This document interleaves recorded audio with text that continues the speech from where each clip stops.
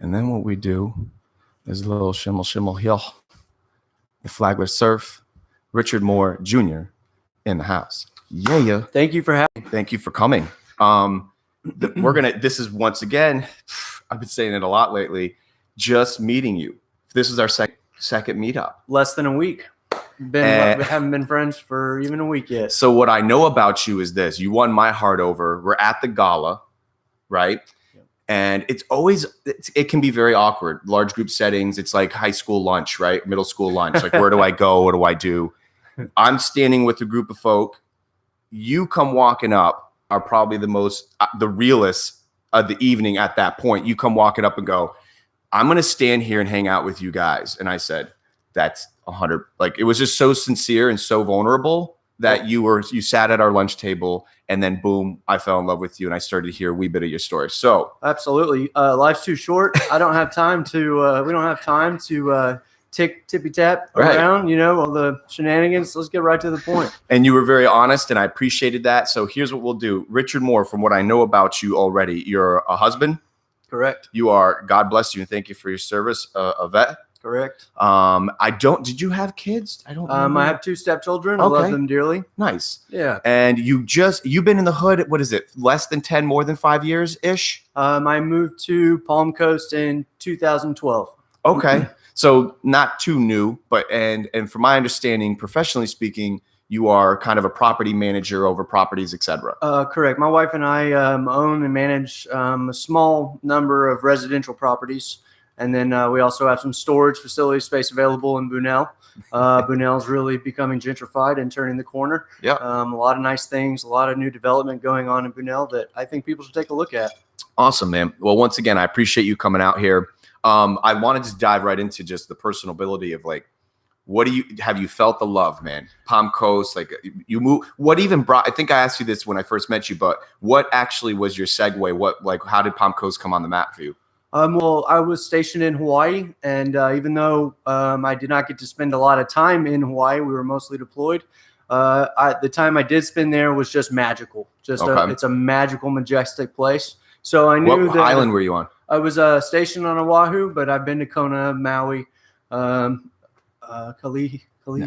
Nice. Yeah. A lot of fun. A lot of fun to be there. Amazing. Is that where you met Mrs.? No, it's not. Okay. Nope. I had a great time in Hawaii, and I moved back to Texas briefly after my time in service, and I knew I had to get back to the beach, and I met my wife in Dallas, Texas. Oh, nice. And we knew we had to get back to the beach, so I searched up and down the eastern seaboard and the western seaboard for duplexes to purchase one, live in one side, and rent out the other. Had you done that before? No. You just knew that this was a good idea. Yeah, my dad had done stuff like this, and I just thought this would be a really great way to make a little extra money, passive income, offset the mortgage. Exactly. And the great news is you can do that with a VA loan. VA loans are applicable to investment properties if you live in the property for at least a year. And you can have multiple VA loans as long as you don't exceed $478,000 of debt in combination of I didn't know all this. So there are a lot of things that veterans can do with benefits after they get out of service that can really take care of their families. Interesting. So now you come to Palm Compton. Boom. I love the actual scenario. Like, do you remember you're driving around, Mrs. is in the car, what section are you hovering near around? Oh, I bought the first spot here blind. Just went. I bought it. I hadn't even seen it. Oh, you had my realtor come by. No way. Yeah, we just blind buy. It was at a foreclosure, and damn. Florida was hit the hardest in 2008, and so it's bouncing back the strongest since that last. So you're just literally communicating with your realtor via Dallas? Yes. Palm Coast. Correct. Homeboy or homegirl sends you this credentials. Video footage. Yep. I can't afford to fly back. Had you ever done that before, Bob? Nope. Was the wife freaking out? I'm freaking out. No, it's just really? kind of did it. We just knew this was a good deal, and we knew it was going to be a good place. We were less than a mile from the beach, and Richard, this is what makes me, and my apologies for the many questions, but I'm trying to figure out. Here you are. Had you always at this point? Did you trusted yourself and knew the instinct that you were executing? You had a peace about. You had no God bless. You got to take a shot. No, we knew if we didn't keep the other side of the duplex rented, we could still make the note. That's true. So that's, it's just like renting a normal home. You just make your note payment. But then the rental market has exploded here in Palm Coast. Yeah. And as many people, it's a no-brainer now. Yeah, 3,000 people a week are moving to Central Florida and in Palm Coast. That's the new stat? Yeah, and that was the end of last quarter, fourth quarter 2019. 3,000 people. To Central Florida. To Central Florida. Central Florida, which includes us. Which includes us. So we're talking Orlando also and all these other areas. But, great. No income tax. A lot of great incentives to move here. Right. So far, the decision has been fruitful. Oh, absolutely. Life-changing. I would never have this much joy in my life if I was in Dallas, in the big city with the big buildings. The concrete jungle was getting to you. Concrete jungle. You can't breathe. Though, I'm learning this too, man. This adulting thing is unique, right? Like everyone's got their flavor. So what's interesting is that I find it rather baffling. We just were traveling and we're in some concrete jungles, and I think there is a lot more people that like it than don't. So there's still, we're still not the common denominator, but I think it's good because once again, the world's a very big place. And if you're into it, then God bless. But so this is interesting. So now you're here. Now, from a personal standpoint, obviously business-wise, things seem to be going well. You got that. But now, are you feeling, because I asked this question to a lot of people that are kind of newly to the block, so to speak. Sure. Even though you've been here a hot minute, when you first got here, walking around, going to grocery stores, hitting bars, etc., did you feel the love is basically I ask? You're right. You did. And yes, you do. I think you see it all the time, especially from locals when they realize and they start recognizing you. Right. And that happened in about 2015, at some of the local restaurants when my wife and I would go out. But you also have so many people coming here to vacation that I don't expect all the local restaurant owners to remember my particular face. And so it's just a really great place for vacationers to come and for people to live because everyone's very warm on the beach. Right. You have a lot of mom and pop businesses that are just meeting the needs of the community, really. So now we are. Where are we at? Can I ask some other questions now regarding the rental situation? Because I think we talked about this at the gala, and I find it interesting because I'm kind of on that same path where you have now the duplex. Do you have I think you were talking about how many properties you do manage? Yeah, my wife and I own 6 properties together that we manage. We also have a property management company, Plug 3 Realty, out of Palm Coast, Florida. They do a great job. They also manage a storage. They manage a storage facility, which they're doing a really good job at as well. Nice. Rodolph Bruin does a great job finding great deals, and there's good buys out there. You just have to be patient. Right. You have to be patient, but mostly I've been spending a lot of my time helping with the charity that I'm a big fan of. It's called Real Therapy. Okay. And it's involved taking veterans deep sea fishing. For free is run by Jeremy Mayer. And this is a program that we do all types of events throughout the year, golf tournaments. How did you get involved with this? I go up to the VA for groups, PTSD vet group events. Real REEL. Yeah, therapy. Real Therapy. Heroes. 4 heroes. Yep. This is some good shit, man. Thank you. Yeah. What's your involvement? My involvement would be I go out sometimes with the veterans and I do the hooks and I bait the hooks and then I'll wash the boat off after. Or other times I will do fundraising. We do a golf tournament. Nice. We do the parades. You might have seen us in the Flagler Parade this year. We had a huge. I didn't even know what it was, but now I know. Yeah, and some of the other things that we get into besides the parades and the golf tournament at the race this weekend, there's going to be Papa John's sponsored tents that a percentage of every pizza sold at the race goes to Real Therapy. Nice. There's what a race is this weekend, by the way? Is it the 500 already? No, that's 500 is next weekend. Okay. I think this one might be This is those next few race weeks, though. Maybe it's like the Pepsi 400 or something. Yeah, I'm not a race guy, but yeah. They're going to bring a crowd. You know that. I'm sure you've been to them. You know them. Yes, been to the races. Huge, super big crowds, and these events are fun. Just to get the name out there and make sure people are aware that if you're a disabled veteran or a veteran, even if you're in a wheelchair, we can accommodate you and get you out deep sea fishing and get you outside of your home and just free your spirit a little bit to have a good time and some positive involvement. Most that know me, and I've had have been blessed with having an array of veterans on this show. All are very dear to me, and you are now very dear to me. Thank you, bro. I mean, I can't thank you enough for your service.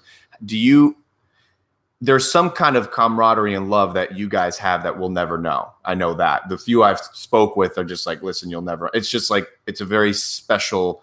Do you see this being? I mean, I can't imagine what it does for the people that are on it. Do you see people? Oh, yeah. What's the scene with our veterans right now and in our specific age demographic? Do you guys find each other pretty well, or there seem to be a lot of miscommunication? And I ask that genuinely because I know there's a ton of them. Absolutely. But is stuff like this is it hard to find out about? You know what I'm saying? Like, for instance, if I'm a veteran and I'm living 4 blocks over from you, am I going to know you're near me, or is there Probably not. Unless you go into some of the places, the Veterans DAV Club, or you go into the DAV on Old Kings Road, or some of those different areas where we leave flyers. Right. No, it's hard. We are trying hard to reach. So veterans. My question then is pretty much like, it is hard. Yes. There isn't this like underground communication thing that you guys have. No, at this point. I think the veterans who are going to group and doing things, trying to do positive things for other veterans, are in search of other veterans. And then veterans that are struggling tend to be reclusive. Right. And it's really important that we love our veterans who are being reclusive and encourage them to seek help and to seek out real charities like Real Therapy. Right. Go to group. They're not bad. There's really good positive things that come out of those events that I hope we can reach more veterans for. Now, what I'm gathering is I've been hopefully the show has brought a lot more light to institutions and entities like this. For instance, the woman with the Pause for War and things like that. What I'm understanding, what I'm learning is that, correct me if I'm wrong, but it's not even necessarily the actual event. Once you're on the boat, it's one thing, but it's probably the discussion, the dialogue, and the friendships that are coming out of that. Even if it's just the phone call and says, "Hey man, I'm interested in doing it." The dates don't work out, but yet you're like, "Hey dude, we're meeting up at whatever, X joint tomorrow." Irregardless of fishing, you want to come and just chill. Absolutely. That's what I'm finding to be most fascinating, because look, I was talking to a friend of mine about this the other day. Isn't it fascinating that I think there's a growing population of people that are learning to just listen and love? And I think the internet it's what is the good folk that are using it, not just for entertainment, but we're learning to listen. That's the byproduct of the show, is to listen to you, to hear your heart, to know where you're at. And none of this doesn't have to be all doom and gloom either. It's just they're beautiful people that may be reluctant to just go to breakaways. Absolutely. Because they don't want to just meet crowds. Right, exactly. Crowds is a big thing that a lot of veterans don't Did you like. deal with any of that? I don't mean to get can we talk about that? Crowds. Sure. I hate crowds. So how long did you do? Well, I was over in Iraq over 15 months, including time in Kuwait before and after the deployment. When you come back, crowds are not fun. That you feel when you come back from your if I was in an infantry platoon, and when you're all out there all by yourself, and then you come back to the United States after being over there for over a year, and then you think you're all alone, even though you still have all your boys all around, and then you get out completely of the military for medical reasons or whatnot, and then you really feel all alone, because then your boys are really all squared away. When you got back, you went back to Dallas, or I went right back. I went to Hawaii for a small amount of time, and then I went back to Dallas. In that very moment, Richard, did you your war buddies? Yeah, they were all like, they weren't like, you didn't have a guy up the street that you guys exactly. Everybody's across the country, and that's probably the shell shock part of it. You're just kind of like, whammo, you're a civilian again. Yep. And I can't imagine. Were you in a good place? I mean, no. I would imagine. I'm asking that. It takes many years. It takes many years to get back to a good place. It's a lot of hard work, but we just want veterans to reach out. It seems so bad at the times when you first get back, and we want veterans to reach out. Suicide is not an option. We have a common thing that we're dealing with now with my friends in combat. We had friends who died in Iraq, and then we come back into the States, and now over 10 years, now I can count more friends who have taken their own life opposed to dying in Iraq.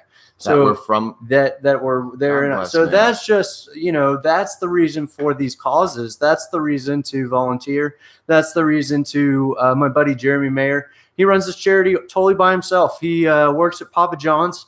Does not make a ton of money, but leveraged up this boat. Got this big badass boat that you can take on the pamphlet. vets out. Yeah, What is it? A 30? 30 it's foot, got 26 foot? Yeah, it's got two It's gorgeous. 350. Yeah, the new boat has two 350 horsepower Suzuki. Well, I appreciate you being on absolutely. Real quick on a tangent, man. You're I good. appreciate what you just said about the sincerity and the vulnerability about, there's this misconception, and there's still, and I think there always will be, with people when they hear about charities, businesses, etc., and they think, oh, they're big, they're good, they don't need me. Yeah. And here you are telling, like, straight up, Jeremy is his name. Jeremy Mayer. God bless this man. So this guy's hustling a real job, doing his thing. That's what a lot of people don't understand. Most of these charities that I've come across, no matter what they are, I don't want to say the good ones, but the ones that are most powerful, I feel, are the ones being ran by real folk. Like they're not the Red Cross, and there's nothing against those entities, by the way. But when you're dealing at the local level, here this guy is putting in 40 plus hours a week at a job, taking his time. Now, is he a vet? Is that why it weighs heavy on him? Army Ranger. God infantry. bless. Did you guys were in the same We were not era? No, we were same era, same war, different times in country. Wow. But we met here at the VA. God bless. Yeah, absolutely. And we just want to reach out to veterans. We just want to make sure that they know that they are loved, and there are so many people out here who care about you. Don't be silent. Reach out. We're here for you. So I ask you this once again, not to harp on it, but I find I'm learning from it, and I hope that people that are listening at any point learn from this. Is that so? This suicide thing is no joke. It's on the increase. Like, this shit is really like, it's not getting better. And I'm not trying to make bad statistics, but it sounds like this isn't something that needs to be addressed. This needs to be talked about. It's not pretty, but it's real. Yeah. And what would you say, being from the inside out, the common denominator, is it just because they isolated mentally? Is that what's happening, you think? Obviously, mental health has a huge part of this. I also think there's things you can do to prevent military suicide prevention. There's a lot of different tactics for that. Right. But I think that they take a lot of time to put into place, and they take a lot of time to unfold. So yes, we see this era of veterans come out of Iraq with all of these mental health problems. Right. And then you go to you start applying the new standards for mental health, taking care of mental health to these new soldiers going in. And it takes a whole nother 10, 20 years whole new decade for those soldiers who have the new mental health standards to get through the system to even see if they're working. So the goal is like tough. Putting out the fire of the past and making changes so that it doesn't happen again in the future. But those changes aren't going to be seen in the war veterans from 2006, 2003 to continuing on right now. Do you have, did you have what did you do, if you don't mind sharing? You're fine. What did you do that was kind of your gift? Like, did you do something specifically? Did you have a habit, a tradition? Was it a person? Was it a group of people that was helping you conquer this? Did you ever, and dude, if I'm going places I'm not supposed to, did you ever get to that dark place? Yeah, been there. Been to all the dark places. Yeah, man. Yeah, man. It's a terrible thing. The mind is a tricky beast. It can play a lot of jokes on you. It can trick you into thinking a lot of different things that aren't true. Right. And that's why support systems are so important. That's why it's so important to create Facebook groups with your buddies that were with you in Iraq and the ones that were with you after Iraq. It's really good to create these groups. It's good to stay in contact. It's good to go out fishing. There's just nobody deserves it more. These guys fought for the American slice of pie, and from my humble, honest opinion, they deserve this piece of pie more than most. And I agree. I really hope that they realize that and they reach out so that they can get their pie, man. Get their slice of pie. I like how you break it down with the pie. The pie. Is it pie time? Is it pie time? Is it pie time? It's pie time. I'm going to bring a pie next podcast. This is unbelievable. Now, if you don't mind me asking once again, dude, was there in the era of you coming home, was this dark place an immediate place you went to, or was this like something that cultivated over a period of time where like everyone starts going about life and you felt, you know what I mean? Where was that how fast did it happen that this dark zone was starting, like that cloud? Depression is rage turned inward. So you have when depending what, like a lot of guys from the infantry, combat MOSs, infantry jobs, you come back with a lot of testosterone that your adrenal gland can dump that testosterone into your bloodstream, pupils completely dilated, heartbeat skyrockets, all over parking. Someone took your parking spot. Right. So these are things that you're going to deal with before you come home. Like while I was there, you experience the adrenal glands dumping. But when you get back into Hawaii, even now, something that, bothersome. And the goal is to just wear a smartwatch, monitor your heartbeat, woosah some stuff, right. Stay calm, Did you have a good support system? Absolutely. Awesome. Absolutely. Yep. 2 loving parents, brother, sister, great wife. So absolutely. Support system couldn't have been much stronger. So that was a huge, I'm sure, pivotal to your, okay. Yeah. Now, did your siblings serve or you? Nope. I was the only one. Gotcha. Yep. My sister graduated from MIT and my brother, University of Arkansas, and works for Walmart corporate. God bless. Yeah, MIT. Man.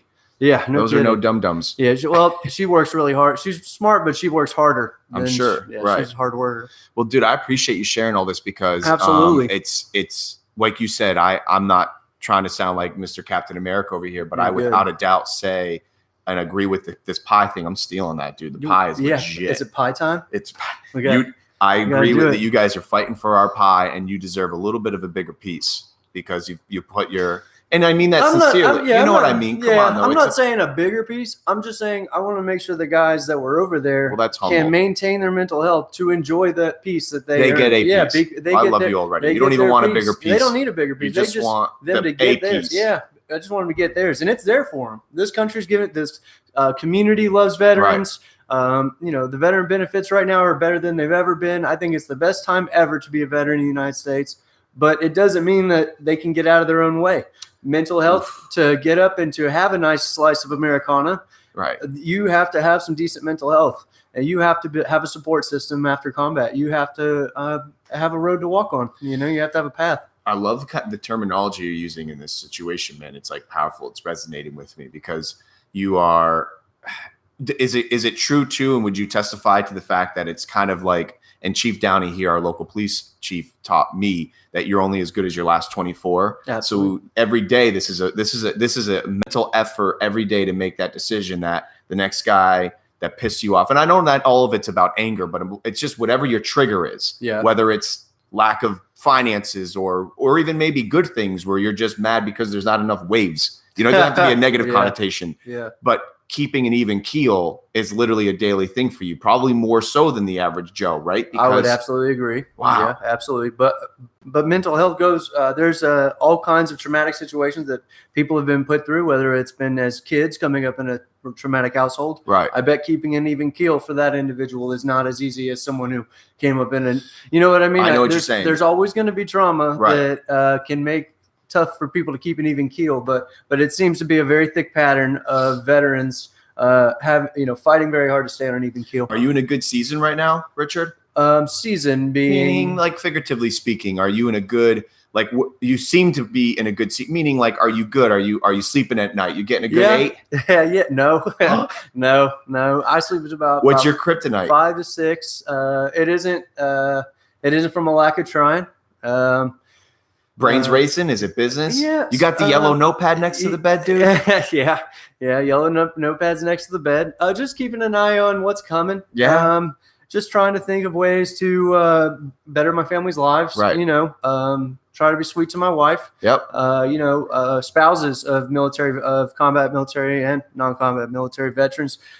They go through a lot. My spouse has been through a lot. Were you guys together during your deployment? No, we were not. Yeah. But still, this is, dude, you're like blowing my mind with just stuff that I've never really thought about. And that is here we are bringing light again to something that I never here you have these wonderful significant others that are dealing with it. And once again, not all of its negative connotation, but the fact of the matter is that whatever you're going through is what they're going. You guys are in this together. It rubs off on them. Has she been amazing? I can imagine. Yeah, she's fantastic. It's not easy on her either. I'm sure it's not easy on her either. But yeah, she's an amazing woman, and she's very patient, and I think that's what it takes. A very patient woman to be with. Right. Guys who are up a lot at night. I'm sure. Well, I appreciate you for being so vulnerable, man, because I could tell you the sleeping thing, it's funny. More and more people are preaching it, but I think it wasn't something that we grew up with. I think we grew up just at the end of that era of greed is good. You remember all the movies and all the scenario was fake it till you make it, all that stuff. Absolutely. And we kind of was, I want to say maybe was kind of me ending near that era, and then all of a sudden becoming a celebrity was the cool thing. But back in the late 80s, early 90s, it was that greed is good, consumerism at its finest, kill for money kind of thing. Absolutely. And I deal with that still, that anxious idiot that's like more and more and more and more and more and more. And it's hard to sometimes go, and which I do a lot more, I think, than the average person, because I need it. It's my medicine. Go on YouTube and type in, there's this wonderful documentary that's an ongoing documentary, about 45 minutes of how people get around in other worlds, which and third world worse, where just the commute to get goods from one area to the other takes like 16 days. And here, you know what I mean? Something so trivial here. Yeah. Like, what do you mean it takes 16 days to get like water and bananas across this little, and we don't think about it, whether it's somewhere in the middle of Persia, we don't think about those areas, but it's happening as we speak.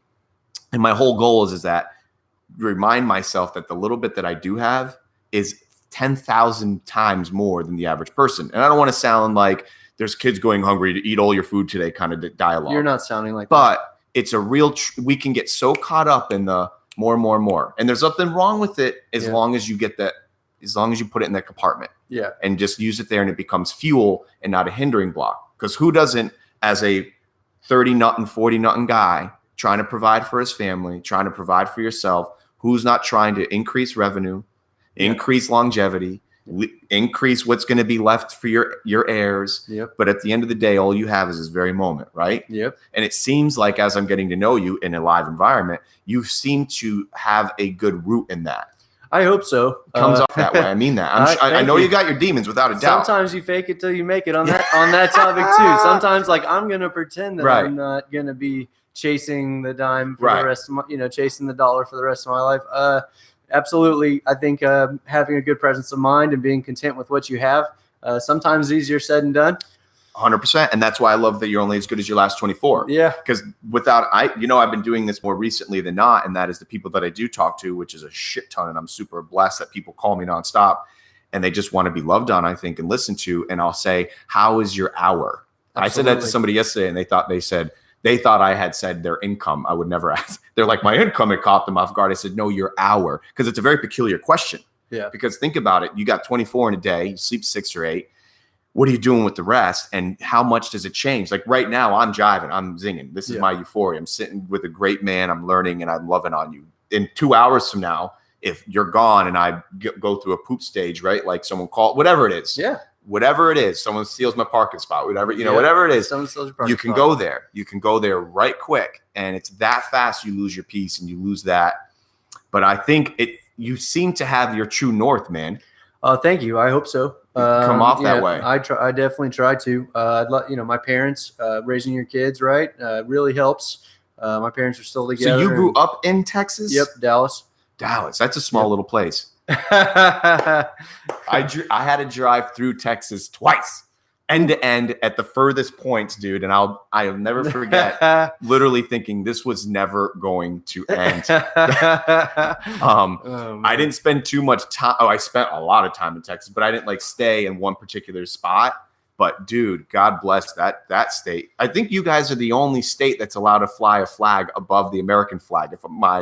Either we're allowed to, or we just do it. The U.S. government isn't willing to risk conflict over it, so they're just going to let them have it. I think it's great. I remember getting there and obviously the statement, everything's bigger in Texas is legitimately true. Yeah, I mean, dude, everything, the flags, everything was just massive. I mean, you have so much land, but I do remember thinking, damn, they got that flag. Lot of pride out there, which is good. You deserve it. You guys are some real good folk, though. Amazing Mexican food. Yes, I'm Tex-Mex, hoping baby. that we can get some of that food to keep working its way over here. Well, some would say it's here, but someone that knows it.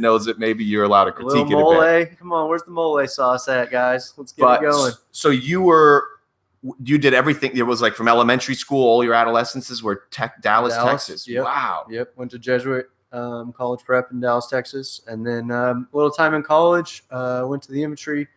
Time in the war, came back and used the GI Bill. Right. Got my degree through that, and just right now living the good life. Super blessed. Just trying to look out for veterans. Trying to find ones that are are in need of help. Right. Just because I remember nobody wants to ask for help. So just looking to help out veterans. And again, it's Real Therapy for Heroes, REEL Therapy for Heroes. This is dope, man. We're on Facebook. You can also look us up online. We have a golf tournament up. When is that? That is May 16th in St. Augustine Shores Golf Course. You'll be able to find more information about that on our Facebook page. And if you're interested in volunteering, we definitely have. It's a lot of fun volunteering. It's not hard physical labor. You get a free fishing. Yeah, you get a free T-shirt. Sometimes you get to go fishing. Sometimes you scrub the boat. Sometimes we're putting lights on the boat for the parades. Do you guys have secret fishing spots you're going to? We have spots that everybody gets to go to. We don't really go out. How far offshore are you going? Oh, we went 32 miles the other day. Damn. Yeah, we went really far. That's some real fishing, bro. Like we were like, we're keep an eye out for pirates out here, man. I was gonna say they're real. We had a good time. When's the last time you went out? Tuesday. How's it going out there right now? Is it? I'm not a fish guy. Are they biting? Like, what's running right now? The cobia are moving through, and there are a bunch of Alameda jacks down there at the reef at the shipwrecks, and it's a little bit slow this time of year. But as everyone on this podcast, listening to this podcast, probably knows, the weather. Sometimes you get 2 or 3 days of glory. In February, and I think we're in that stretch. We had that stretch. Tonight we're supposed to get walloped. Yeah, we're gonna get hit tonight, but we had a nice 2 or 3 days for February. It's true. Started living in Texas or Arkansas where you're getting slammed with ice, but we definitely just wanted to make sure that people know and veterans know that we're here for them. Right. The people are here for them, and if anybody's trying to get in touch with us through the Flagler podcast. Here with Chenzo, by all means, we'd love to have you. Well, usually what happens with this show is that most people can't watch it in the moment. Obviously, people got to work. Yep. So we'll steal those that we can watch now and inform them. But for the later point, we'll put all the information up there. And here's what happens, man. What I've noticed with the show so far is that most people get back in touch with me, and then and I ask this usually, are you cool if people actually reach out to you? Sure. Absolutely. Because if someone doesn't want to go, if they've got that fear and apprehension, because they're like, well, I don't want to call anybody with it. I'm inundated with messages personally with people, and I don't know who these people are. And then they're like, hey, can I get in touch with this guy? Or whatever it may be, whatever the criteria was that they talked about. Are you open to that? Yeah, absolutely. You can give them my number, and I can get them in touch with Jeremy. And whether they're looking to volunteer, but even as a friend. Oh, absolutely. That's what I'm saying. Like people sometimes are like, look, I might not be ready for this, or I don't even like fishing, but I just need a friend. Oh, for sure. You're open to absolutely. This. Veterans, absolutely. Give me a call. I'm happy to meet with you. We can come out here and sit on one of these benches. Man, it's beautiful out right now today. And just out chill on the water and just chill. Yeah, and shoot the shit.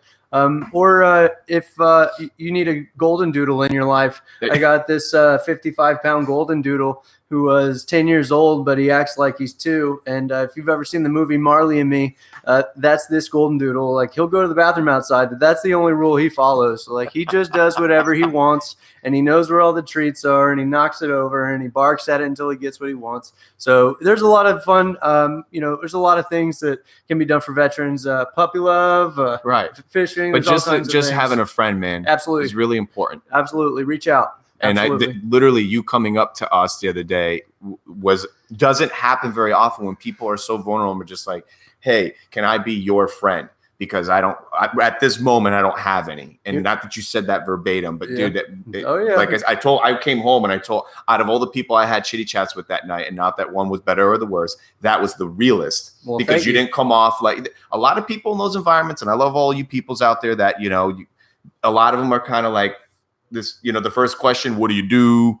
And I get it. And I'm more of like, hey man, you smell good and let's be my friend. Or you smell like shit and I'll still be your friend. And you came up and we're just boom. So have you always been like that? A little bit, but I'll tell you what drove me to your table was the size of the crowd in that room and the size of the crowd in this room. And then there's a lot of silicone on the left and right. And my wife isn't far away. I'm not going anywhere near that. Yeah. I'm just going to come hang out with this guy who badass suit, nice shirt underneath. He's chilling. I can tell he made his own drink. he didn't want to pay their prices. That drink looks so strong. I participated though. Yeah. I refilled. No, you kidding me? This is a part of the show. It's real, man. Yeah. We would be doing this whether we were live or not. Yeah.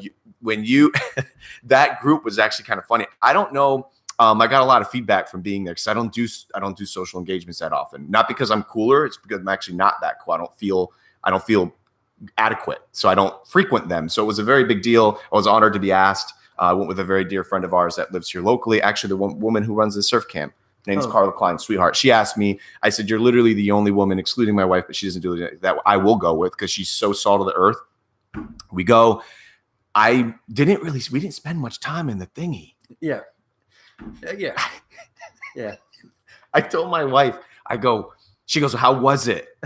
And it just like a wedding, it just goes by. So you don't even really remember. I didn't even really eat.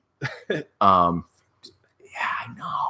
I'm not a buffet guy. Yeah, no. And we could say it. It's the show. Who cares? It's a little processed. I told her, and as ridiculous as it sounds, those that know me, I don't even my wife spoils me rotten. I don't really make a left move, right move without her. Here, not that I demand it, but she spoils me food wise. She's the food woman. I don't know how to even make toast. She's got me. So I'm at this buffet, and even when we do buffets, she kind of puts my plate together, and I didn't even know what to do. I didn't know where half the shit was. So you found me just kind of hovering and just making my own little party. Yeah. And that's why I'm so glad you joined it, because it was just an accumulative group of good folk. Now, did you know Michael before that night? I did not. He's so great. Yeah. Very funny guy. You guys together are a hoot. You had me rolling. I almost spit my drink out when some tiny little restaurant. No big thing. Goodness gracious. Michael, great dude. Shout out to him. So Mike Acaleas. I love him. It's Akialis. I just say it wrong on purpose. So, but Mortgage Mike, man, I love him. He's a great, great guy. And it was great to see him because he made me comfortable. I'm like, stand here. We were standing. It was a standing room too. Yeah, I like that. Yeah. So yeah, it was great that we had met and there it was because quiet. And I quiet. Could hear. You could hear. I could hear a lot better in there. You know what was weird is when we sat down, which one again, I'm not complaining. I was just honored to be there. But when they do those things, what do I know? But they do those. They sit you at those big tables, and then there's like a person talking, and I feel bad for the people that can't, you're kind of like eating your buffet food and turning around. You know what I mean? It's just but I think those obviously aren't going anywhere. It's part of our society. I think it's great for the organizations that put those on and what they did and the money that they raised for all that's great. I just like this. Absolutely. And I think everyone could testify. You know what actually I was thinking about, which may be wrong, but I tell my wife when I got home, I go, if I had to say something, because I'm always thinking about if I got hit on the spot. I don't know why. Just like, Chenzo, let's come say a word. All right. Sure. I've been waiting for this. I've been waiting to get my speech out. So I would like to think, I thought to myself, and I'm not trying to be an asshole, but I thought to myself, when you have a room, what would you say? How many people were there? 300, 250? Yeah, right in there. Say 300. You have a room of 300 people. Without a doubt, in a small town like this, without a doubt, there's a handful of people that don't like another handful of people. Not cumulatively, but there's that guy that goes, I don't like that guy, and I don't like that guy. Yeah. And this guy over here, he looks weird. And look at this guy holding his cup. And your business did this to my business last year. Yeah. So I wanted to be the guy, if I had gotten asked to say something, I wanted to get up. I would have just said, hey, I know a lot of people in this room have that one person or that group of folk you don't like. But how about tonight, for the sake of love, let's just love each other. Yeah. And maybe if we can, moving forward, let's just let it all go. And not that I even went in with gripe. I just know. Yeah. I used to work at that place back in the day. So I knew it was very surreal for me to be able to give hugs and kisses to the people working it and give hugs and kisses to the people that were attending it. So it was very powerful to see it. And I know that there's animosity. I can taste it in the, and I'm one to stir for the good way. Like I love to stir it to make something better about it because I love the obvious. The obvious was without a doubt, there was a lot of people there that didn't want to be there. You know that. Yeah. I wanted to be there, which was really weird. I normally wouldn't, but I wanted to. And I guess it would have been interesting to say, not to once again stir it and leave it, but to start and say, look, isn't it funny? No matter who you are, no matter how much money you have or don't have, we're standing here now. Let's love on each other. Absolutely. That one extra hug, that one extra listen. And I think for what I experienced, my biased opinion, I felt it, man. I came home zinging. Yeah. From conversations like you. Absolutely. And I had a great chat with an architect here locally that I've never really gotten to marinate with. And I think you saw my angle with people is just like, how are you? Yeah. Not like, I don't know. Did you feel that about me? Very casual. Like sincere though. Yes, but not to a point where I have to do this. We have to talk. I have to get your digits. Let me write this down. It's like if I get your card, if not, I'll look you up tomorrow. Right. I'll remember. You were right on me too. I loved it. You were like, well, we got our number. You called me like that next day or texted me, and I'm like, dude, this guy's for real. Well, yeah, I wanted to talk to you too about some other things. We're looking for some web help with the charity, and then I think a couple of for this. Consider it done. Cool, man. Awesome. I will donate. All right, cool. 100%. Awesome. We'll get it figured out. See, these business meetings are turning. This is great. That's how we do the business. Absolutely. So you can let Jeremy know.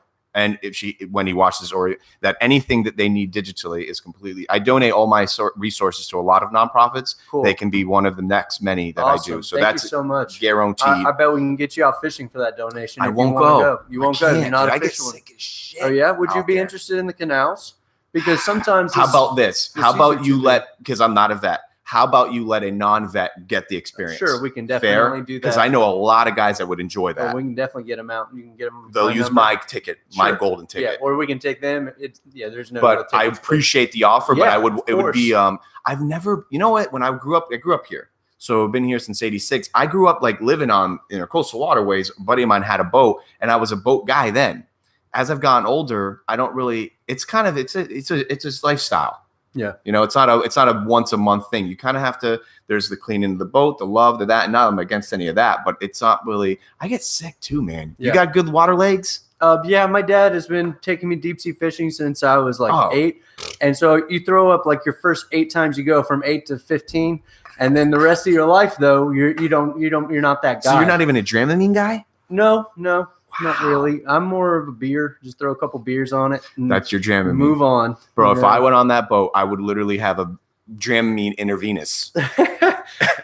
But if the waters are flat, you don't get sick. And it's just when you pay to go, when you're on vacation, you're only there for a short amount of time. And you only want to go this day or this day. And the waves may or may not be small. When you go with Jeremy, we're going to wait till a day where it's calm. It's going to be fun. We're not looking to take veterans out and have a stressful day.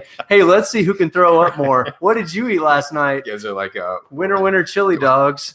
I mean, right. You guys are playing the forecast. But I think it's fantastic that you guys are doing that. And once again, I think to reiterate, it's free, man. Yeah, it's like no catch for these vets. Absolutely. Well, I like that. No catch for these vets. That's what will be on the website. No catch for these vets. We got to tell Jeremy that one. That's great. That's perfect. But yeah, they we have a lot of gentlemen who just want to donate to a private charity, and they know exactly where their money's going because they can go see the boat. They can go out if they want to. Right.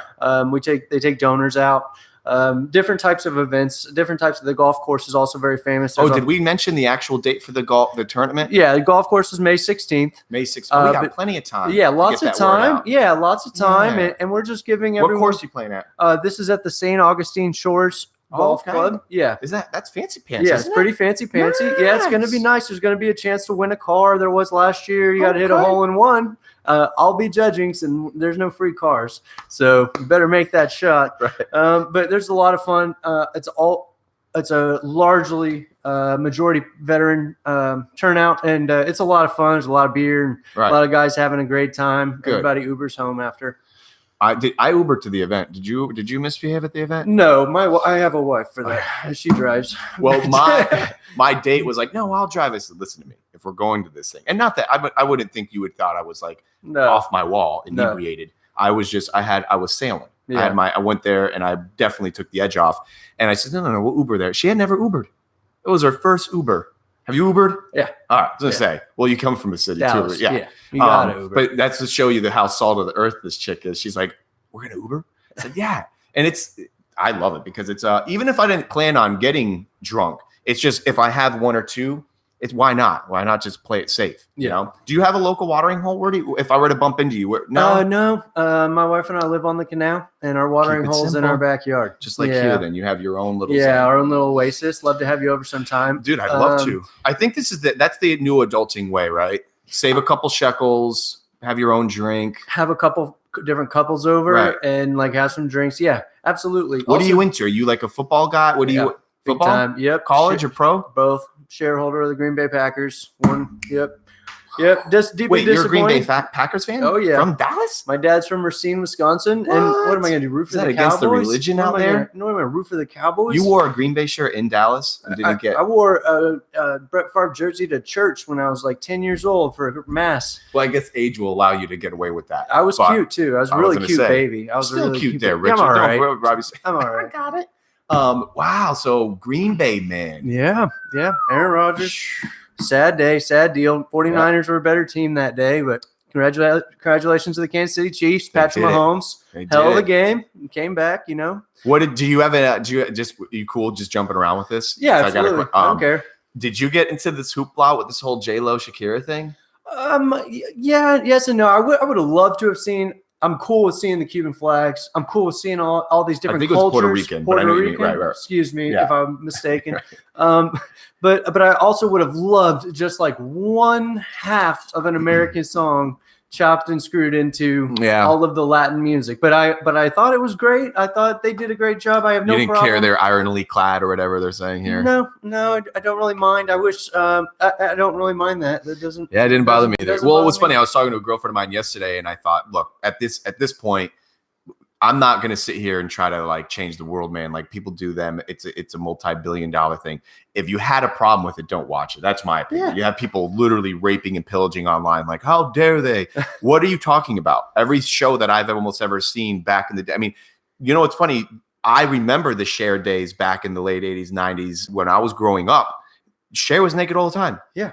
What do we talk? Like we act like this is like a new thing. And I'm not saying that it's right or wrong. It's there. It's easy as turning it off. Also, no one said you got to watch it, right? Absolutely. Also, everybody thinks that you're behind a screen and you have a keyboard and this opinion's going out about this. And everybody's like, oh, yeah, I'm important. Why don't you focus on your kids? Yeah, it really was. But that's the beautiful thing about it. If it was you had to eat it. You know, like someone came over and said, you have to eat this today. That's effed up. Yeah. That's not what you fought for. No, that's not the pie we want to eat. No, but all you have to do is boop, and it's over. Yeah. Who said you have to watch the Super Bowl? I feel like there's this breed of people that think that because it's something that's universal, like, you know, like it's a global event that, no, it's not. They don't owe you anything. It's a privately held company. Yep. You know, maybe public, but you get my point. They don't owe you something. Also, a lot of the people that are complaining, I'm curious to see if they were wishing for a wardrobe malfunction because, like, it's a double-edged sword. I think one thing happens, they criticize it this way. Another thing happens, they criticize it that way. They're never. Well, I think the internet is they're going after white women. That's like the joke. They're like, white women have a problem with it, which of course that's just the internet isolating that group. But what's funny about it is that I saw a funny meme and it says, keep talking. This will be the next group. And it was like people all dressed up like back in the day, like nuns reading, like doing like choir. Oh yeah. We'll go back to that. You'll be bitching then. Right. This is boring. But, you know, once again, man, I'm not advocating like one way or the other. It's good or not. I don't personally have children, so I don't know if the kids were watching it and she's dancing on the pole. I don't know people, but the point is literally you just turn it off. I mean, I don't really understand what the gripe was, but I thought it was great. Yeah. I mean, Shakira is amazing. I love her. Yep. Absolutely. When she even did the World Cup, I love her. Her music, her persona, and she's married to a world-renowned soccer player. So she's in my book, she's cool. Yeah. You know, but I agree with you on the whole, you know, once again, controversial or not, like without a doubt, I see where you're coming from. It wouldn't have hurt probably to have a little like born in the U.S. Yes. You know what I mean? It doesn't have to be that. It could be Jay-Z. Right. It could be any American song, period. It's just I can understand what words are being said. Even J-Lo when it was in English and Shakira in English, I have a hard time hearing what she was talking about, but I didn't have any problem with the dancing. I hope that parents will do the parenting at home, and if you're worried about your kids watching it, you turn it off. Also, don't let them watch Miley Cyrus. If you're letting them listen to Miley Cyrus and all the crap that's going on with that young lady, and then you're pissed about this, I mean, maybe the priorities should be revisited. Yeah. No, I was actually talking to a friend of mine that I've known for quite some time, man, and he actually just changed careers, and he was a teacher for a very long time. And dude, he told me, he's like, I couldn't take it anymore. And let me tell you something. I feel like teachers are almost like the equivalent of war vets now, what they're doing to our poor teachers, man. I mean, I don't know. I'm speaking from what I'm told from a lot of my friends that are in it. And I'm not saying that it's all negative, but what these poor teachers are, they're the teaching you math. Yeah. In the interim, they're their father figure, mother figure. They're their disciplinary. It's just like they're their psychologist. They're this. Their friend, also a social worker to keep an eye, make sure they don't have any bruises on them. They're not getting hurt at home. It's a lot, and my heart goes out to them because, granted, when we were, I know everyone says like it wasn't like that in my day, but I mean it legitimately wasn't. I mean, when you got kids talking about, I'm in the 30 nothing 40 nothing game now, right? With this friends that would have kids. And they're telling me about their days. I'll ask them, most of them, and Carla Klein's child is one of them. She's been on the show. And when I see her at the shop, her mother's shop, I'll say, like, how was your day today? And it's crazy when they tell you about their day. Yeah. It's a crazy day. I mean, you'd think we having crazy days. I mean, the shit that they're going through, good and bad, the gun violence training and the class and what they do. We did fire alarms. Now they got the shooting alarm. I mean, it's like crazy to me anyways. I know, I guess crazy. We're boomers. I guess that's not crazy, but to me it's crazy. I mean, I cared about having the coolest trapper keeper, not like where am I going to duck my head if I hear gunshots. So it's powerful in these teachers, man. So anyways, on that note though, mad love to those that are in that scene. And Absolutely. That's piggybacking on that comment as far as these parents, like it does have to start at the house, I believe. Yep. And then from the house, and there is a lot of hope though, man. I'm meeting some great kids. I have hope in humanity. I think that the government here in Florida is doing a good job about prorating some of the new tax dollars that are coming in towards teachers' salaries. I think if you pay teachers more, I think they'll do a better job. I don't want to see tax hikes and the money go into water parks. I agree. I don't want to see that, tourism dollars. So I want to see these dollars that we're increasing on our property taxes. I'd like to see that go to the teachers. That's just a priority. Anybody in the civil arena, we had this big meeting and it's a big controversial thing still. I think it's kind of settling, but I think our water bill went up. I attended the meetings. I was actually for it, man. When I found out how much percent was going to this and going to that and going to this, and this price increase, the tax increase actually was going to majority of our police officers, which, I mean, yet again, another arena that is, once again, I just believe a very underpaid, underappreciated force of nature, man. And I'm so happy to I got to call the chief the other day. I had I found a missing kid on my street, dude. Oh my God. Yeah. I was walking home from my wife and I were taking a little walk, and we were going to go further. And so I just like, let's call it a day. It was a little windy. So we start walking home, and my street now, you go down. Yeah. And as I'm walking down, I hear the most horrible, wretched crying. And I'm like, son of a bitch, what is going on? Well, I could tell it was like a kid, but we don't really have that many kids here. I know most of the kids, and they're kind of like older teens. Mm-hmm. And this crying was like bad. And I'm like, dude. So I thought someone was like stuck in a house, because there's a vacant house or two on the street. So, bro, I'm walking. I'm like, where is this coming from? Bro, this little kid, homeboy, was just curled up in a ball, crying. Crying that you would never want to see anyone cry, snotting and crying. And we walk up, my wife and I, and dude, no joke, I'm immediately thinking, I turn my phone on record, just because today's society's so effed up that I'm like, I want whatever's about to transpire, whatever has happened to him. I don't know if he's going to be bloodied. I don't know what's going on. He's curled up in a ball. Turn my phone on to record. I'm not recording him. I'm just recording the scenario. Absolutely. Because I just don't know what's going to happen here. Yep. Trying to be smart, thinking outside the box. Good idea. So I got the phone on, and I approached this kid, and I'm like, hey, man, are you okay? And he's, lack of better words, through a tremendous amount of crying, huffing, and like trying to gather his breath. He had been missing for like 4 hours. He lives on that side, which I can't talk to specifically, but lives the polar opposite of this zone, that zone. So just imagine that many blocks, that same number that I'm on now, that way. Got off the wrong bus, just moved here recently. He's middle school, man, young, had no idea where he was. So my brain's racing like, I was just going to walk him home. I'm like, I got you. Don't worry. He didn't know where he lived. And he was articulate. He wasn't, that's another thing too. You're wondering like, is he mentally apt or is he was mentally on point? Like he knew where he was, who his name, all that stuff. And I bring him home and dude, just to show you what I'm talking about it is Chief Downey, our local police man. Literally, he even did this during a meeting the other day. He goes, how many in this room have my personal number? And everybody raises their hand. Nice. And like everyone in that room has like called him. Now I try not to abuse it. Yeah. I'm like, Chief. So anyways, tell me about the crime rate today. I don't do that. But what I do is I've only had to use it once or twice where when shit's real and I don't want to like go through the chain of command, I just said, Chief, I actually don't even know what to do. Like, what do I do? So I just followed my heart. I kept him outside in the front because I didn't want to, I didn't want to freak him out. And I just was thinking, what would I do if I was a kid? I would be like, hey, come on inside. So I kept asking him, do you feel okay? Do you feel safe with me? Because I wanted to at least walk him from the end of the street to my driveway, at least. Like, not that there was traffic, but I'm like, so he was like, yeah, I feel okay. So we carried, these kids' book bags. Holy shit.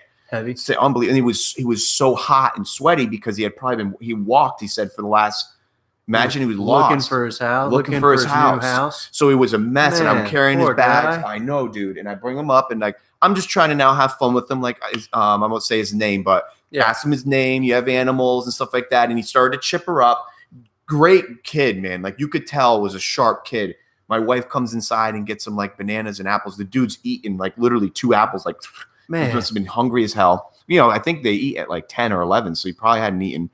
But dude, these kids too, they burn all that stuff quick, But I guess the point is, man, I called Chief and Chief's like, I'm on it like that. I didn't have to know politics, and he had someone here in 2 seconds. And come to find out, he had a missing persons alert already on him. His parents were probably freaking out. So I really wish I would have known. Of course, the cop comes and he did his thing, and I was so appreciative. But like, I wanted to like give the parents a hug and like let them know that like I was actually okay. Because here's the trippy thing.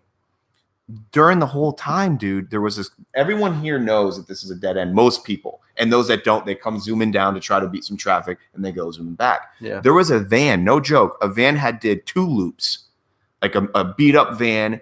And the dude matched the kind of genre that this kid was. It almost looked like his parents. So I thought the kid was not there because I'm like, you sure that's not your dad? Because it was a dude driving. And the kid was very definitive. He said, no. Yeah. I'm thinking, why is this guy going up and down twice? But I'm not trying to sound like conspiracy theory over here. But dude, I told Chief that afterwards because he says, you have no idea how much that could have been this could have been a very bad story. Absolutely. And it just sucks that we live in that society. But I'm so glad that I was able to find him, bring him safe. And then, like I said, I was hoping that I could have some dialogue with the mom and dad just to be like, I got you. Is it just me, or does it feel like, I don't know if this has been going on for a long time or if this is new, but it feels like kidnapping humans, like women and children, kidnapping feels like the way it's being broadcast in the media that it's on the rise. It's a great question. And I don't know what the percentages, where we're at in these percentages, whether it's going up or down. And also it's based off population per capita. That's true. And so I don't know if we're staying within the capita of our population, if we're going above it. But Lord help a man if I see him trying to put a child or a woman into a vehicle. Like it's on, dude. Like, 100%. You're not going home tonight, bro. Yeah. It's unbelievable that this is such a problem in the most civilized country in the world. You're so sophisticated with that meaning that you don't verbal vomit, man. You're always thinking like you're thinking in 10 different arenas at the same time, which is wow. Meaning, yes, I don't know if statistically it's increasing, or maybe another byproduct is maybe it's just more eye-catching and clickbaity, like absolutely Miss Amber Alert, missing. I don't know. Yeah. I hope it isn't, but I think what we do hear more often than not, and maybe it was going on back in the day, but the sex trafficking thing, all that seems to be this more lit area because you hear that a lot now. And I don't really even know what that entitles, I guess, but I would imagine they're just being stolen and being used as sex workers somewhere. But from a novice perspective, you're like, well, why don't you just run away? I don't know how this works, but I don't know, man. It's weird. And I think maybe it is statistically increasing because of the population growth. The internet. Oh, the internet. You know, like kids putting themselves out there, which is happening, you know, and it's sad. And maybe it's not even just a child thing, but just people are out there and they don't realize that they're giving away their location by means of doing a video in front of their ad, you know, who knows? And what's interesting is that if you are a dark-minded piece of shit, it is a lot easier to pull off the heist. Yeah. Because you got Google Maps. I mean, you could literally plan your whole thing. So I don't know if maybe it's an interesting thing, Richard, maybe because of the information era that we're in and being able to use it for as evil as much as good. But dude, I agree with you. And I'm glad that you're in my hood because our chief's stress is like, he'd rather get 10 fake, miss alerts than be like, no, it's probably normal. And that's what we do here, especially in Flagler, because most of us are all home, especially the retired folk that are out here. Dude, we got eyes. Yeah. You know, and I think it's a good thing to know that we got people like you too that would step up and say something. But I don't know. It's weird, right? It is weird. But more than ever, it's important for everyone to be vigilant. For mothers, grandmothers, mailmen, everyone, bus drivers, to be vigilant of what's going on, just to make sure that these predators aren't in our communities. How old are your stepkids? I have a 17-year-old and a 14-year-old. So they're just getting, well, hopefully they're out of that. Like they're becoming humans. Right. Yeah. They're 17 going on 40, I would imagine. Oh yeah. They're doing great. But meaning like you don't have to worry about them getting lost, so to speak. No, not lost on foot, lost mentally, lost. I don't mean to laugh, but you're that fine. Was really funny. It's just part of being 17, I guess. Right. You know. Well, we remember. Yeah. We remember, is it 17-year-old a boy or a girl? Boy. Yeah, we remember like it was yesterday. I mean, I was right here, man. We were in these. I was just talking to a friend of mine that I went to middle school, high school with, and it's crazy. These I don't want to blow up their spot too much, but are they FPC or Matanzas? Matanzas Woods. They got the nice school. See, nothing wrong. My FPC's We were at FPC, and then my son was struggling a little bit, and then we moved to Matanzas, and we have better, smaller classrooms, smaller class sizes, and he does much better there. He's excellent. Well, he's on his way out. Yeah, he's nice. Is he talking? He's thinking some type of trade school in terms of driving locomotives, but also the military is a good backup, but a non-combat MOS is being stressed in our household. No more combat for our family. I don't blame you. Well, that's amazing, dude. I've seen we're trying to put more and more of an emphasis on the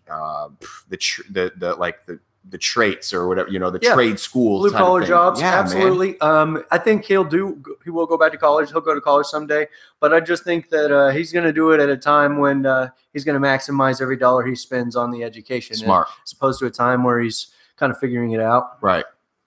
I remember, can you remember like it was yesterday being 17 for you personally? I'm not sure if we can go there on the radio podcast. Oh, wait. Yeah, I remember being 17. That's the late night show. Yeah. 17 was fun. Football games, going to football games. Guy? I mean, I watched. I played. I didn't play. Oh, there was a Friday night event. Friday night events, and then I played hockey and lacrosse. Okay. And, I did all that.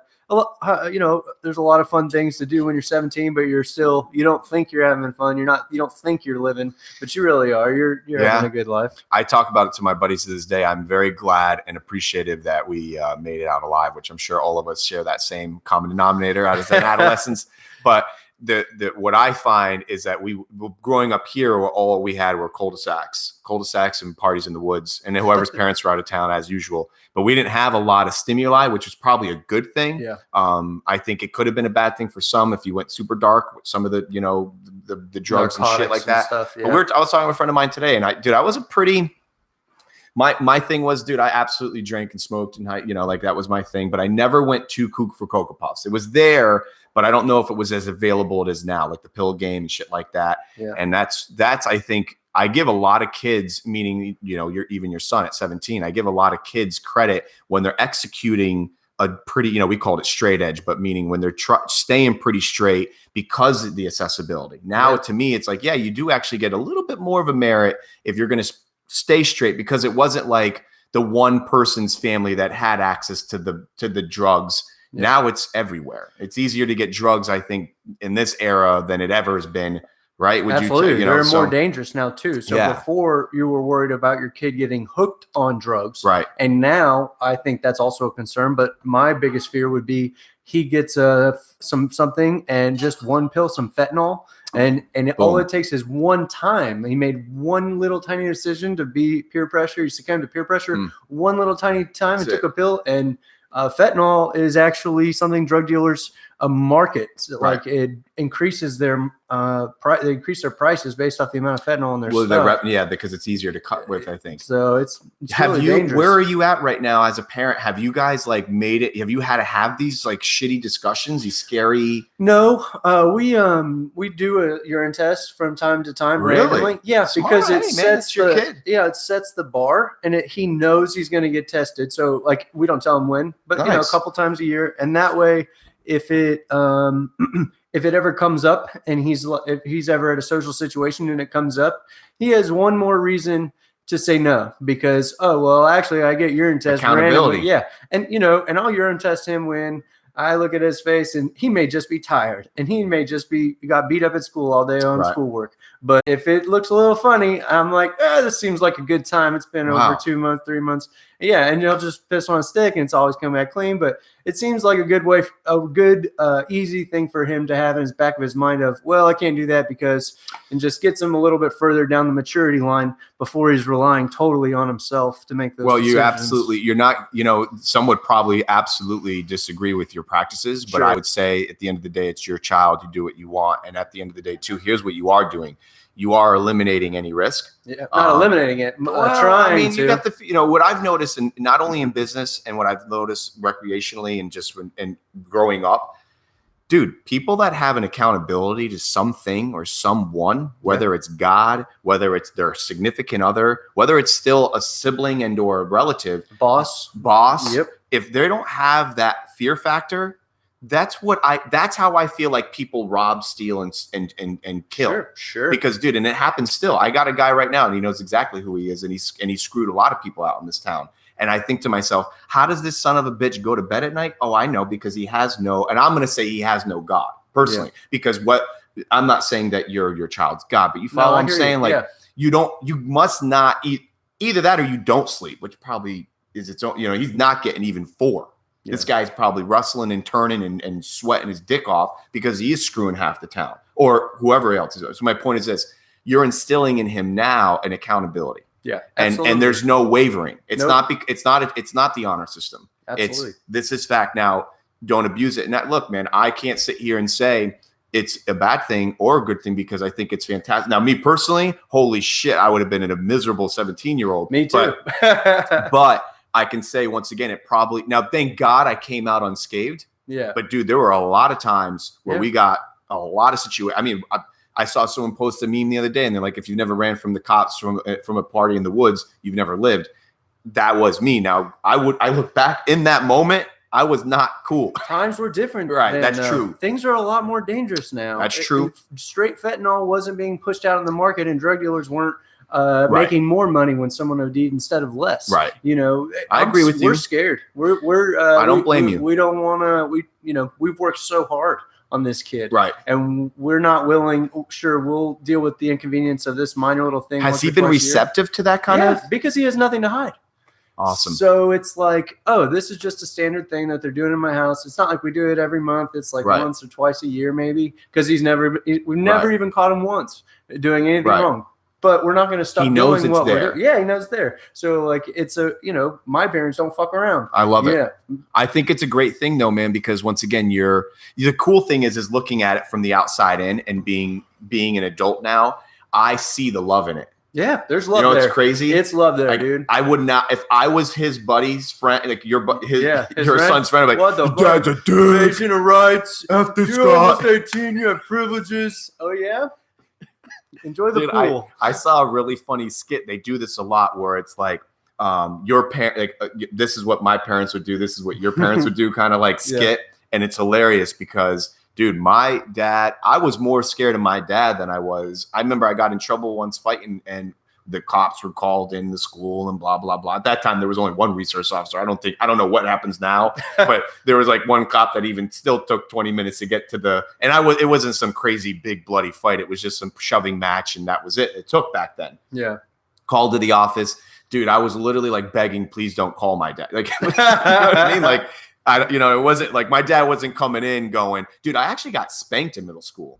They had just got rid of it. I was at Buddy Taylor Middle School, and I think Mrs. Prince, they still spanked, man. I went to a Catholic school. I think I got spanked once. And if I ever got in trouble, bet my parents were like, do whatever you do. We're like, don't even like, there was no, don't talk to my son. I don't know what is said anymore in this era, but man, so I wonder what people who are not okay with urine testing your kid for drugs once or twice a year, I wonder how they feel about spanking where you're physically doing something. So if you have a problem, if you don't have a problem with spanking, but you do have a problem with urine testing, which is not a physical thing, I mean, I would question the different. Do you think those things correlate? I think they're parenting techniques. Both of them are parenting I got spanked the shit out of. Yeah, I think it works. Yeah, I mean, I did. Yeah, I guess you can't say spanking on an airplane anymore, though. You can't say, but dude, I got my ass handed to me. Yeah. Not too much, just not like Mike Tyson shit. Yeah. I had those too, but I mean, when I deserved a spanking, I remember it was the worst way of doing it too, which my father was a working man, my mother was a working woman, and when my dad wasn't home until late at night, and when the crime was committed, when the perpetrator hit the crime, and it was usually daylight hours, we had to wait until my dad got home. It wasn't execute. My mom didn't do it. It was. She called and said, I'm in the room at this point. My brother and I shared a room. So we were in the F section. I'll never forget whatever it was. Most of it was brother on brother in crime. Growing up with a sibling that was really close in age, we fought like tooth and nail. So it would be the crime was committed. Your father's on the phone. And it was, you wait till I get home. And that was the worst. That actually was probably the worst part of the punishment. The belt on my ass was like the last bit of it. It was the mental anguish of waiting until my father worked in Orlando. God bless his soul. Still, not that he's not alive, but meaning the fact that going to Orlando, now thinking about it, I'm like, F Orlando. And then coming home and then spanking. Yeah. And looking back on it, I'm sure he wasn't looking forward to it either. Yeah. But what a fascinating way. I mean, it kept me, here I am. And like I said, I didn't go too dark. No. I mean, I'm sure you look back on it now. Yep, I absolutely got high. Yep, I absolutely drank. To a adolescence, I wasn't doing this daily. It was like that once in a blue moon, maybe once a month, twice a month if you were lucky, because your friends there was a house was vacant or the cul-de-sac was empty. Yeah, that was it. But my point is, even that wasn't probably the best decisions to be making. But at least I had the fear of God put into me because Well, and I think back then you could go into migrant vacant houses. Back in the 90s, you could go into these different vacant houses and no harm would come to you. Correct. And now I don't think it's safe to be going into these empty homes. And so we have location. Yeah, we have location. You got the location on our kids. Yes. Smart. Hey, we're not playing around, dude. I don't blame you. Also, parents are often end up paying the lawyer fees and shit when kids get in trouble. It's true. We're not doing that. Well, I think it's a fantastic way of executing discipline. And once again, man, looking out on it now, it does nothing but exemplify love because obviously you want the best for them. We hope the younger one's a girl. Yeah. Is she like, she knows what she's heading into? She's held under the same scrutiny or she got No, she doesn't know it. She's still a little kid. So we're not. She don't know yet. We're not there yet. She don't know. Yeah. And we don't, she watched the Super Bowl halftime show, but we don't, we're trying to let her see the world and everything, but also we're not, Well, they're going to see it. Anyway. Yeah. We want her to be a little kid for as long as she can be a little kid. And then, that's awesome. Yeah. Are they, is she into something? Does she have what are her hobbies? Has she got math? She likes math. Yeah. We stuff do like have that. a little genius on her hands. Cooks, bakes, and math. Yeah. Nice. Yeah. She's really great. It's really good. Yeah. Well, this has been fantastic. Absolutely. Man. I had a blast. Did we do it? Oh, we did it. So let's wrap it up. We've got first and foremost, what's kind of your keyword if someone were to think about your genre of what you actually are doing that you can supply a service for? What's kind of your keyword? If someone thinks this, like, what do you want to be? For instance, like, I need a property manager. I need I'm not a property manager. Okay, so that's why I'm glad I'm asking. No, we have some passive investments that we've made that have worked out well. I would say a benefits counselor. for veterans. If you need any type of advice on how to manage, how to get a VA loan, I can point you in the right direction. I can give you some different ideas of things that have worked for my family. There's a lot of benefits out there that people don't know about. Right. So I can definitely help with veterans benefits. And then also taking veterans out deep sea fishing. That's something that and volunteering for Real Therapy. That's something I do when everything's going well. And I like to help out there as much as I can. And, we have some, if you need storage or something like that, we have a storage facility. We're offering first month free, more space and storage down in Bunnell. If that's something that you need, great. That's not really why. Yes, it's great to pitch a business, but we're really here today. I wanted to come and just pitch for veterans and encourage veterans to reach out. If you're in a dark place, you're not alone. We're right behind you, and you just need to put your hand out. Ask for a high five, bro. We're right here. Dude, this I can't tell you how much I appreciate you, man. That's a very powerful message. So we're going to put all those into the links. But once again, this is called Real Therapy Heroes. That's so dope. It's such a cool catchy Absolutely. thing. Real Therapy R-E-E-L. yeah, it's got a 4 in there. It's hard to see it. But yeah, okay. Real Therapy, REEL Therapy for Heroes. Oh, it does have the 4. And you can, realtherapyforheroes.com is the website, and you can find it on Facebook. And we have a golf tournament up, like I said, May 16th, a ways away. If you'd like to play, and or you can donate a little bit of your time. It's a lot of fun. It's not a job. It's more of a really it's recreational. Yeah, it's a recreational, patriotic event Awesome. with lots of patriotic beverages. Well, I think I'll close on this. This is my feeling about you is that you want to be a friend to vets. Absolutely. Most importantly. And not that other people too, because you've been nothing but warming and inviting to me. But I feel like your heart, you have a very heavy, very, very sensitive heart towards our veterans. And your goal is call, text, become your buddy. Yes. I love it, Just dude. reach out.